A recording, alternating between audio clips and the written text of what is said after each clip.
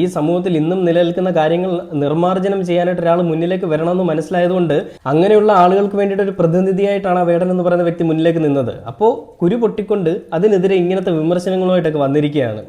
കഷ്ടമാണ് കേട്ടോ ഇവരെയൊക്കെ കാര്യം. ബാക്കി ഒന്ന് കേട്ട് നോക്കാം. മരം കളിത്തു നടന്നോ നാട്ടുകാരെ മന്ദ ആക്കി പൈസ ഒക്കെ വാരിക്കൂട്ടി വിത്തും കാടു ഇറക്കി നടന്നു മുറിയിൽ പോയി കഞ്ചാവു അടിച്ചു വാണം വിത്തിറുന്ന ശീശം പോലീസ് പൊക്കിയാൽ പറയും ഇറട്ടങ്ങി ഇയാളെ ഇത് നാപ്പുള്ളയല്ലേ പറയാനല്ലേ പുലിനക്കം പറിച്ച കഞ്ചാവോളിയല്ലേ പുലിനക്കം പറിച്ച കഞ്ചാവോളിയല്ലേ. എടാ മോനെ, ആദ്യം നീ മനസ്സിലാക്കുക, വേടൻ്റെ കഴുത്തിൽ കിടന്നത് പുലിനക്കമല്ല, പുലിപ്പല്ലായിരുന്നു കേട്ടോ.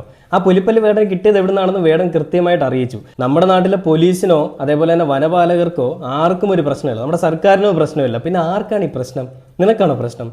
പിന്നെ നീയല്ലേ കോടതി? പോടാ മൈരേ എന്ന് പറയുള്ളൂ കേരളത്തിലെ ജനങ്ങൾ. അതുപോലെ തന്നെ ഞാനും പറയുള്ളൂ, നീയാണോ കോടതി? വെറുതെ എന്തിനാണ് ഇങ്ങനത്തെ അപരാധങ്ങളൊക്കെ വന്ന് പറയുന്നത്?